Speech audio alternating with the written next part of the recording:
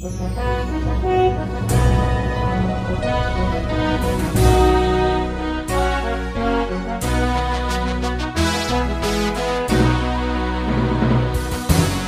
bagi saudara sekalian. Marilah kita siapkan hati dan pikiran kita untuk menyambut firman Tuhan. Kita berdoa. Damai sejahtera Allah yang melampaui segala akal, itulah yang memelihara hati dan pikiranmu di dalam Kristus Yesus Tuhan kita. Amin.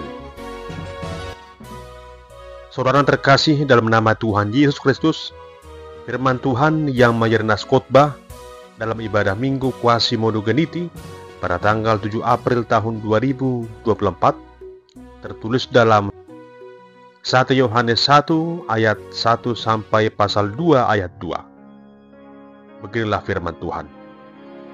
Apa yang telah ada sejak semula, yang telah kami dengar, yang telah kami lihat dengan mata kami, yang telah kami saksikan, dan yang telah kami raba dengan tangan kami tentang firman hidup, itulah yang kami tuliskan kepada kamu.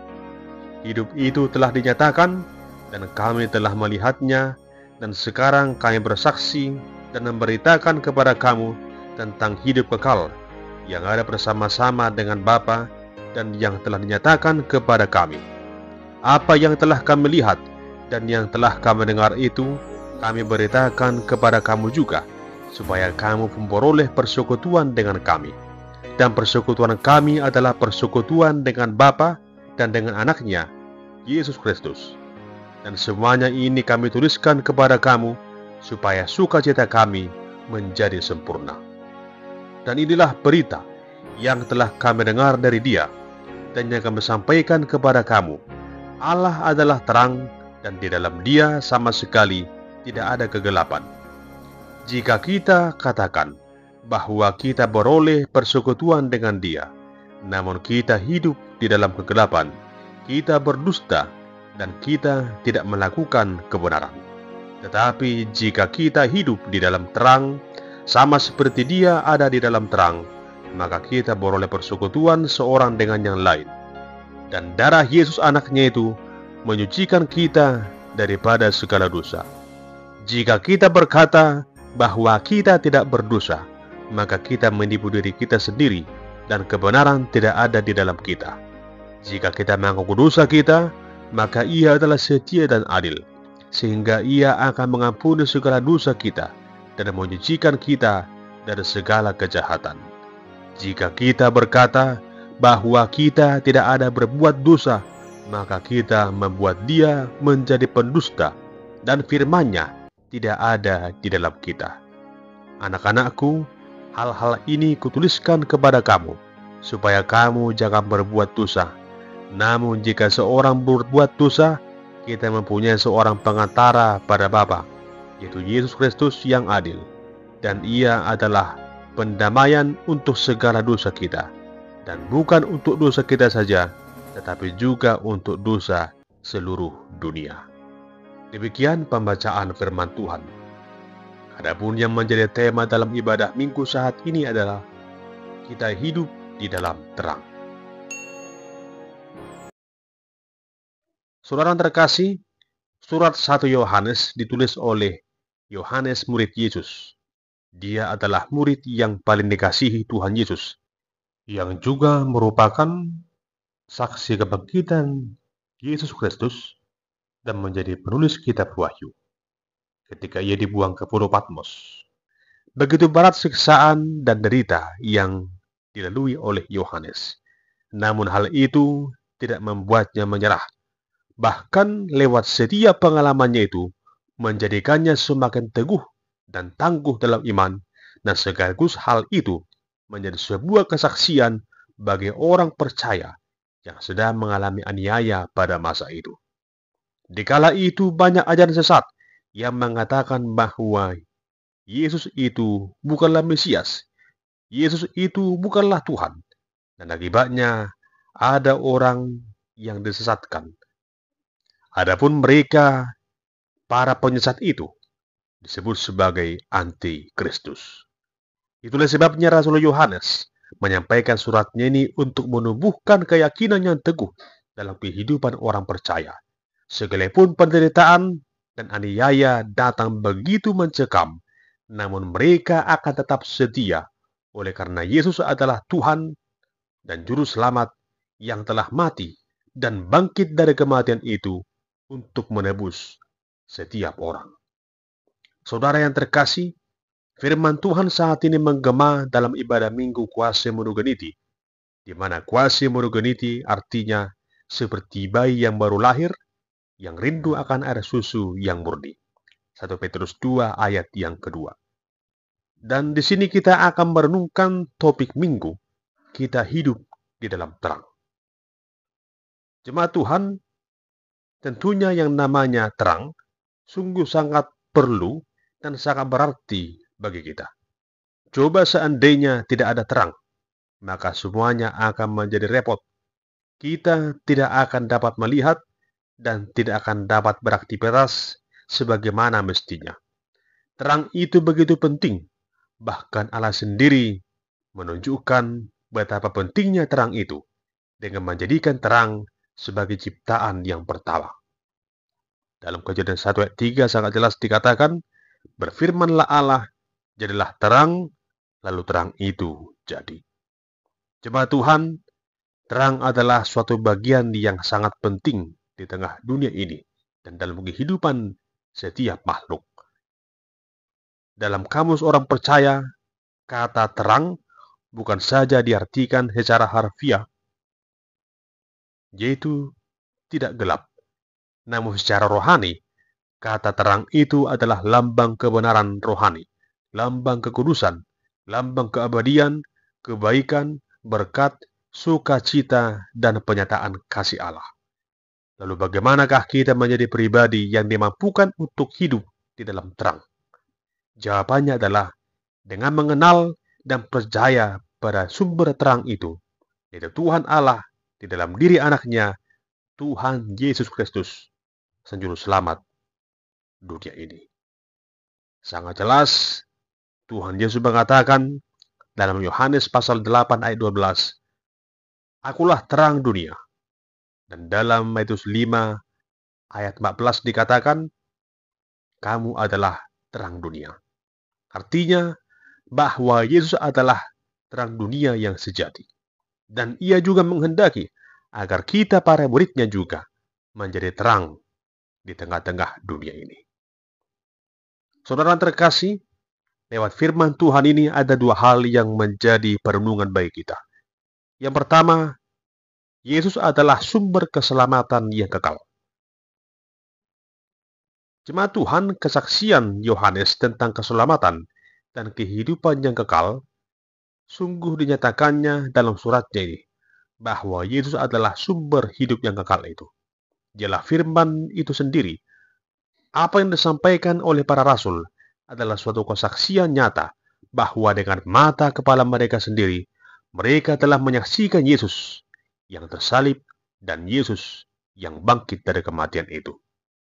Mengapa mereka memberitakan tentang Yesus?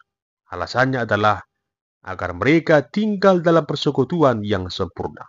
Dan ketika hal itu terjadi, maka sukacita para rasul akan menjadi sempurna ketika semakin bertambah banyak orang yang percaya pada Yesus. Artinya, tidak ada sukacita yang sempurna di dalam diri para rasul selain daripada memberitakan Injil Kristus dan melihat semakin banyak orang yang percaya pada Tuhan Yesus. Kiranya kita juga melakukan hal yang sama. Kita semakin percaya dalam diri Tuhan Yesus dan semakin lebih bersemangat dalam melayani Tuhan, dan itu pasti akan membuat kita merasa bersukacita. Yang kedua, hiduplah di dalam terang. Saudara yang terkasih, Rasul Yohanes sangat jelas mengatakan bahwa Allah adalah terang dan di dalam Dia tidak ada kegelapan. Maka dengan demikian setiap orang percaya yang hidup dalam persekutuan di dalamnya, hendaknya hidup di dalam terang. Tidak lagi hidup dalam kegelapan. Tidak boleh abu-abu. Atau kadang gelap, atau kadang terang. Namun seperti iklan lampu Philips, terus terang, terang terus. tidak boleh setengah abu-abu, kadang terang atau kadang gelap. Seorang Kristen harus menunjukkan jati diri sebagai Kristen yang sejati. Jangan pernah katakan bahwa kita adalah seorang Kristen namun masih hidup dalam kegelapan. Yohanes mengatakan orang yang demikian adalah pendusta. Jemaat Tuhan, sebagai orang percaya yang hidup dalam terang itu, kita harus jujur. Dalam ayat 8 dikatakan, jika kita berkata bahwa kita tidak berdosa, maka kita menipu diri kita sendiri dan kebenaran tidak ada di dalam kita. Bahkan dalam ayat 10 dikatakan, jika kita berkata bahwa kita tidak berdosa, maka kita menipu diri sendiri dan kebenaran tidak ada di dalam diri kita.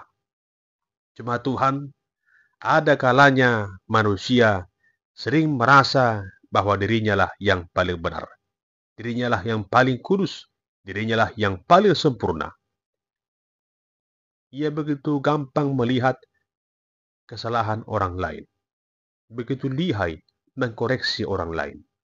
Namun ketika dia dikritik atau dikoreksi orang lain, sulit untuk ia terima. Hal ini adalah suatu kebohongan, suatu kemunafikan. Jemaat Tuhan, firman Tuhan di sini mengingatkan agar kita jujur di hadapan Allah dan jujur terhadap diri kita sendiri. Jika memang kita sudah melakukan dosa, maka sebaiknya kita mengaku dosa. Tidak ada gunanya menutupi dosa hanya untuk membenarkan diri sendiri. Tuhan mau setiap orang yang hidup dalam terang sungguh-sungguh mampu mengakui dosa-dosanya. Tuhan mau setiap orang yang mau hidup dalam terang lebih dahulu mengakui dosa-dosanya. Dan sesungguhnya suatu kebenaran yang sejati dikatakan dalam ayat yang ke-9. Jika kita mengaku dosa kita, maka Ia adalah setia yang adil. Jika kita mengaku dosa kita, maka Ia adalah setia dan adil, sehingga Ia akan mengampuni segala dosa kita dan menyucikan kita dari segala kejahatan. Saudara terkasih, tentunya apa yang dikatakan Yohanes di sini sungguh begitu membahagiakan kita, karena Tuhan itu sungguh amat baik kepada kita. Tuhan selalu membuka kesempatan bagi setiap orang yang mau mengaku dosa-dosanya. Tuhan tidak pernah menolak orang yang mau mengaku dosa. Namun satu hal yang perlu kita ingat, bahwa kesempatan itu sangat terbatas, sebab akan ada masanya di mana malam akan tiba dan siang akan berlalu. Akan ada masanya kehidupan di dunia ini akan berlalu. Oleh karena itu, selagi masih ada waktu, maka pergunakanlah waktu, kesempatan yang ada saat ini untuk mohon ampun atas segala dosa-dosamu di hadapan Tuhan. Jangan pernah menyia-nyiakan anugerah keselamatan yang Tuhan berikan. Mengaku dosa dan hidup dalam pertobatan adalah wujud sejati dari setiap orang yang hidup dalam terang. Dan orang yang telah hidup dalam terang, ia juga sungguh-sungguh yakin dan percaya bahwa dosanya telah Tuhan ampuni. Dia sungguh-sungguh mengaku bahwa Tuhan Yesus adalah pokok keselamatan, sumber kehidupan yang kekal. Jemaat yang dikasihi Tuhan, sejajar dengan nas khotbah ini ada sebuah ilustrasi demikian. Di sebuah tempat ada beberapa orang pekerja yang sedang merenovasi sebuah kolam yang telah lama tidak digunakan. Di salah satu sudut kolam itu, mereka menemukan sebuah keran air. Namun, keran air itu telah kering, sehingga kolam tadi pun dipenuhi dengan sampah. Ketika sampah itu dibuang, para pekerja kembali menemukan sebuah pipa berkarat yang dihubungkan dengan keran air tersebut. Mereka mengikuti asal pipa itu ke sebuah sumber mata air di atas bukit. Dan ternyata dari sana masih mengalir dengan begitu deras air yang sangat sejuk dan jernih. Keran air itu sebenarnya masih dapat diperbaiki supaya berfungsi sebagaimana mestinya. Kolam itu juga masih utuh, tidak ada kerusakan di sana, dan sumber airnya juga masih sangat baik. Sekalipun demikian, keran air itu tetap kering, karena pipa yang menghubungkan antara mata air dengan keran air itu telah berkarat sedemikian parahnya sehingga menyumpat aliran air yang akan masuk melewatinya. Lalu para pekerja itu pun memperbaikinya, membersihkan pipa dan keran air yang berkarat itu. Kemudian mengalirinya dengan air yang begitu jernih. Membuka keran air itu, dan ternyata air yang jernih itu kembali dapat mengalir ke dalam sebuah kolam yang telah dibersihkan tadi. Saudara yang terkasih, seringkali kita juga sama seperti pipa dan keran air yang berkarat itu. Keran dan pipa air itu di dalam hidup kita ini adalah hati dan pikiran kita yang sering menjadi kering atau berkarat. Semua itu boleh terjadi ketika kita sengaja menutup pintu hati kita akan firman Allah. Kita lebih senang membiarkan hidup kita dipenuhi dengan kekeringan dan karat, yaitu dosa, kejahatan, serta segala hal-hal yang buruk. Akhirnya kita menjauhkan diri kita dari persekutuan orang-orang yang percaya. Lalu apa yang terjadi? Hidup kita menjadi terasa hampa, tidak ada damai di dalamnya. Tentu kita tidak mau lagi hal itu terjadi. Oleh karena itu, mari izinkan kuasa Roh Allah yang kudus itu dan firman-Nya yang sejati itu memperbaiki keran hati kita yang telah berkarat itu, agar aliran air suci, agar aliran air yang segar dari Allah yang Maha Kudus itu mengalir dan menguasai kehidupan kita, sehingga hidup kita ini berkenan dan kudus di hadapan Tuhan Allah. Saudara terkasih, apa yang diinginkan oleh firman Tuhan saat ini adalah agar kita mengingat bahwa kita adalah anak-anak terang, anak-anak Allah. Untuk itu, hiduplah di dalam terangnya. Jangan pernah sia-siakan pengorbanan Kristus di kayu salib. Ketahuilah bahwa Tuhan Allah telah memilih kita, menetapkan kita menjadi orang percaya untuk hidup dalam terang dan membawa terang itu di tengah dunia ini, agar sukacita kita juga semakin sempurna ketika semakin bertambah orang yang percaya dan beroleh keselamatan di dalam diri Tuhan Yesus. Firman Tuhan berkata dalam Efesus 5 ayat 38, memang dahulu kamu adalah kegelapan, tapi sekarang kamu adalah terang di dalam Tuhan. Sebab itu, hiduplah sebagai anak-anak terang. Amin. Kita berdoa. Ya Tuhan Allah yang Maha Kuasa, tuntunlah kami dalam Roh-Mu yang kudus, agar kami dimampukan hidup di dalam terang, sehingga kami memancarkan terang surgawi itu lewat setiap kehidupan yang berkenan di hadapan.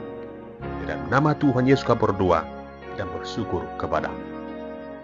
Amin.